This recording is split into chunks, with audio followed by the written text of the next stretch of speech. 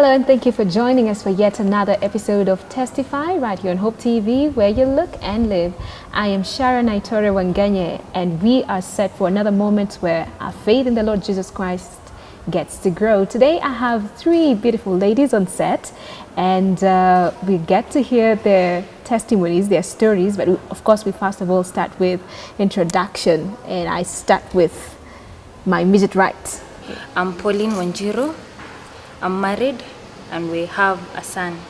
I'm the founder of a foundation by the name Raising Marriage Remnants, where we give counseling for free. We are there to raise marriage remnant for God. I've been married, this will be my 5th year. Aha. Yes. Okay. Is there anything in particular that led you to actually decide to start this foundation? Something you saw maybe, or how did it come about? Okay, for me, I was privileged to grow up in a dysfunctional family.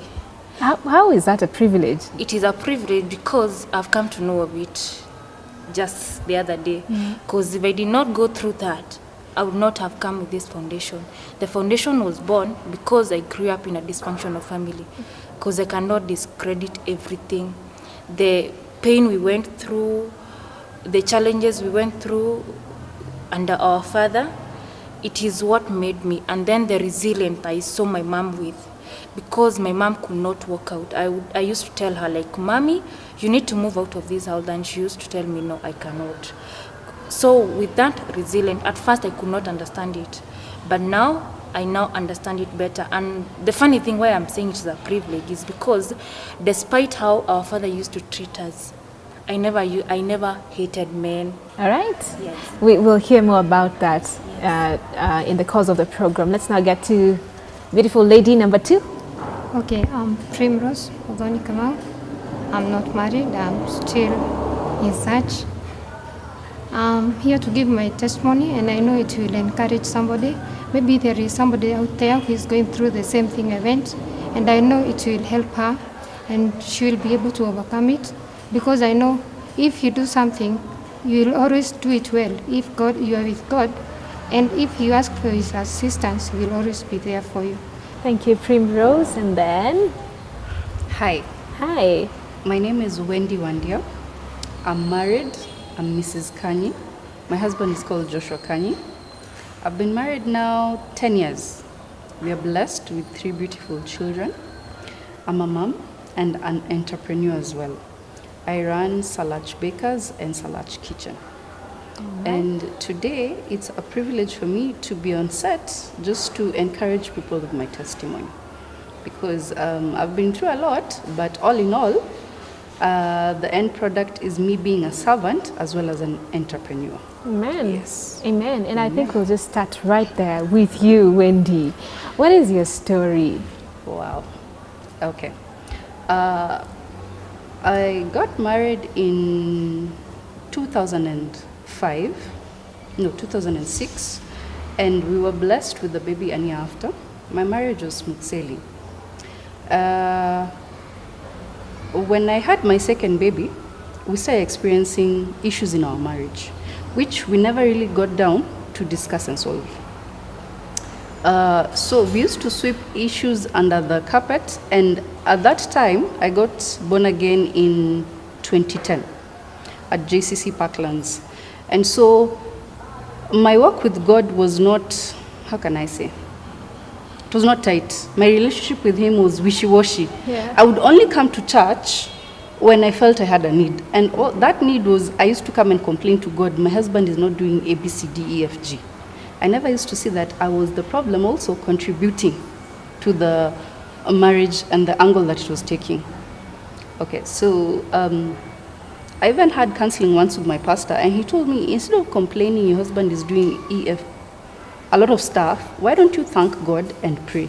So I asked him, Pastor, what am I praying about? I didn't understand. And so I came to church for about 3 years running. And I was using perception instead of using discernment. So anytime we're given the word, I used to ask myself, this salvation, I thought when you go into salvation, things are changing. But my time was not yet. God was trying to process me, but I could not understand because I was busy working in the ways of the world, and I was a Sunday Christian. So Sunday would come, cry, yeah, but Monday to Saturday, yes, with my friends doing all sorts of crazy things. And then I remember, oh, you need God on Sunday. What crazy things are you talking about? Are they mentionable? No, sometimes we'd even go out to club. Yeah. And that time, I'm telling them now, when I'm tipsy, I'm telling them, I'm supposed to be in church. So like, pastor tu anataka pesa zako, wetu kunywe. And you see, whatever you're feeding your mind. Yeah. So as a man is what you think. That's what the Bible says. So Wendy, was your husband born again at this particular time? Rewind. He was born again before we met, and then he backslid. Okay. Oh yes. Once he got married, he backslid. He was born again for about 3 years, and then the party life got the best of him. So yes, he knows there's a God and he reveres God, but he just doesn't see the sense of walking in salvation. In fact, he tells me, because nowadays I can pray in tongues and all that, so he tells me, you spend too much time and I don't see your God doing nice things to you. So, I mean, make me understand. Yeah. You said after you got the second child, yes, issues started, Yes, they started arising. What kind of issues were this? What was going on? I had a problem. I talk a lot and I was not listening to him. And so we were fine up to the point 2011. But now I allowed demons. I had a kesha with the devil. So he could come and tell me something that is making sense, but then I throw words at him. What do you mean you had a kesha with the demons? Even when we came to iron out our issues, he was like, you see, I used to tell you something, and instead of telling me, okay, fine, I would tell him, he would tell me 2 things, I tell him 12. So clearly, which man? There's no man. Anatakanga nakwambia, even if he's wrong, unameza. But now me, no, simueki. I will tell him on the phone. So I'm the one who pushed him out. So he was a social drinker, but now he found solace in somebody who could go and tell, my wife and I are experiencing this. But now this person took it overboard. She was like, okay, so if you're going through these trials and all this, see, you leave her. And then we have an affair. Which he did. But now I didn't know about it until my 3rd pregnancy.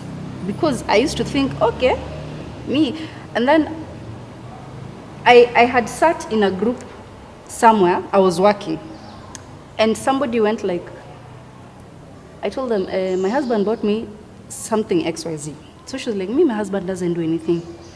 And then the narrative was, hata nyumba nimejenga ni mimi nilijenga. So my mindset changed from, yes, my husband, I should uphold him and respect him, to, hata atakuja kuchange, because I've had people talking. And now I didn't understand back then, this is somebody who allowed this situation to transcend into bitterness, because she was bitter. So I took that on. And when I took it on, I took it to my house. Where there was peace, I created chaos. So my husband akona, okay, since hapa, there's no more love, let me look for love outside. But then funny thing, when I was pregnant with my baby, this other mpango wa kando was also pregnant. Then my mother-in-law is prayerful. So I approached her, I told her we're having a few issues. She prayed. Then when she prayed, the prayers worked. When I had the baby, he changed. But not fully, they used to see each other. So now my plan was to have 2 children. Little did I know, I had not committed my plans unto the Lord for them to be established. So I conceived in 2015, I think February or March. So with all my brightness, because we were going through a rough patch of finances, I told my husband, we cannot have a 3rd baby. So he was like, okay, so what do you want to do? So I told him, Junona hatuna pesa, me I'll procure an abortion. So he seconded it. So then I asked him, wait a minute. Yes. You find out that you're expectant. Yes. With your husband. Oh, yes. And you propose that because you don't have money, Yes. you'd rather get rid of this baby. Oh, yes. And he says yes. He agrees because he knows there's another baby out there. Yeah. So to him, he has 3 already. So he's content. To me, we have 2. Yeah. But let me tell you the God that I serve. I had the abortion in August. In December, I was pregnant. What is it? What is it? Yes. So, wait, I don't know if we should be laughing really, Wendy. But you Yes. actually procured an abortion. Yes, I did. Imagine. And that didn't cause any... See, he was content because he knew what he had done. Yeah. So this for him was a nice cover-up. And in fact, first he looked at me, he was like, you know, you talk a lot. Today you say this, today you say that. Yeah. Tomorrow you say that. Are you sure? He asked me 3 times. Are you? I was like, yes. Yeah. So now when I conceived the same year in December, I was not at TCG, I speak in tongues I can hear. No. Something just told me, keep that baby. If you're going to die, die the both of you. So I didn't even inform him of my pregnancy until it started showing. Then now he suggested to me, si venye ulifanya last year, si hata hii mwaka unaweza fanya. I told him no. I'm keeping this baby. So if I'm going to die, we are dying. As the pregnancy progressed, one day I went to church. My neighbor came and knocked because nilikuwa nimetoka church. Those demons, wacha tu. Mpaka zikanionyesha nitoke church. What is it? Si life yangu i-progress.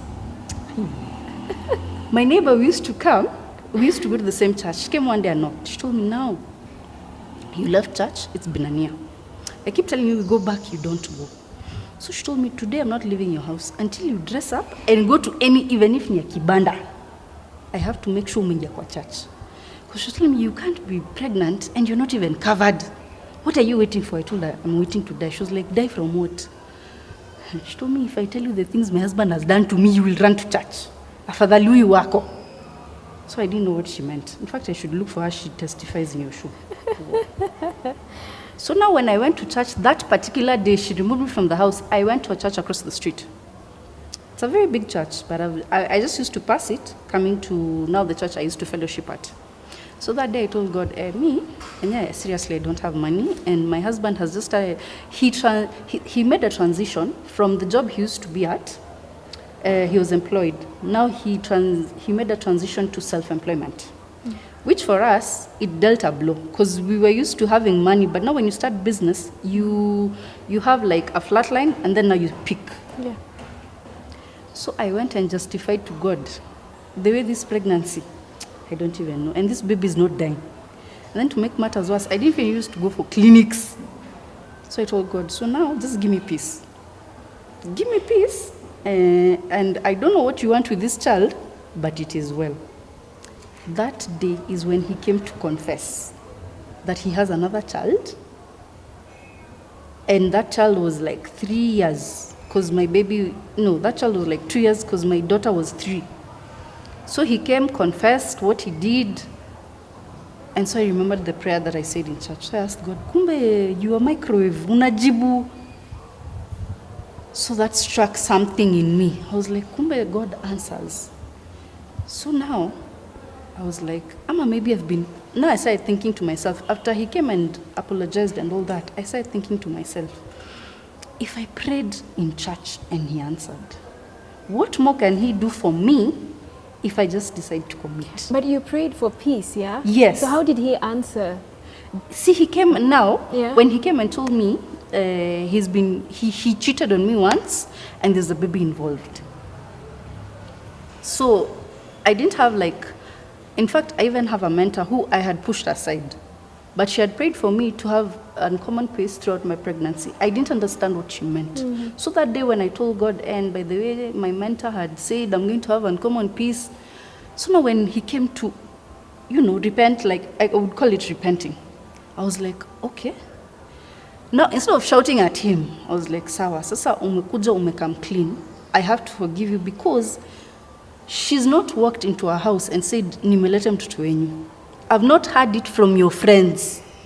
Wewe mwenyewe umekuja uka-confess. Then he was like, if you remember that time, we could not sit down and have a decent conversation. You were just full of yourself.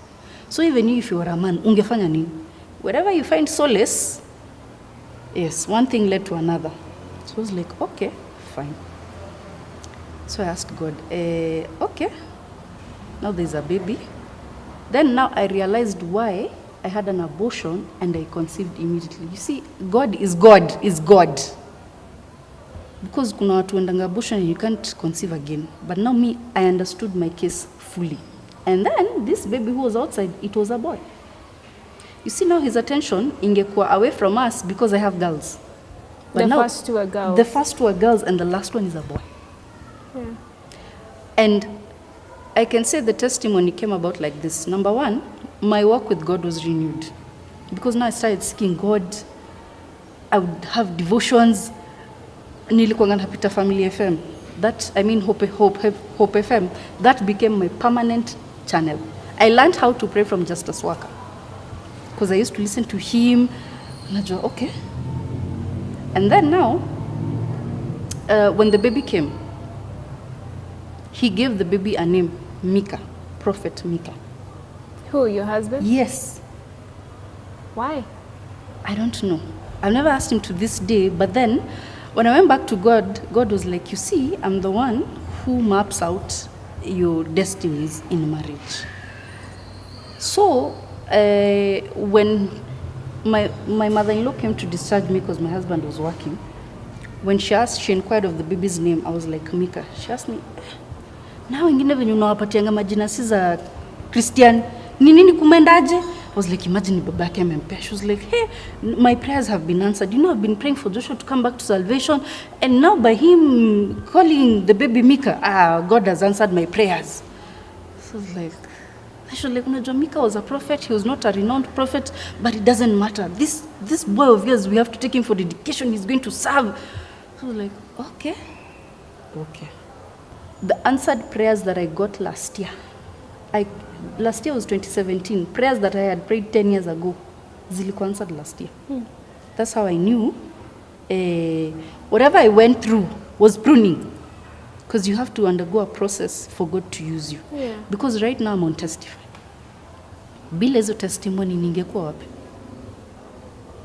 Yeah, so God is awesome. Me, I love him. And by the way, this baby brought about restoration to our marriage. Because now the way we came back, we're back in love, we talk, we do things, and he even tells me, you, out of all my friends, I'm the only one who says my wife is a preacher. Because everybody is working and, you know, doing big things. But then I told him, you see, when you're a preacher, you're working for God. It's just that people want to see monetary value in the society we are in today. But working for God is a bigger.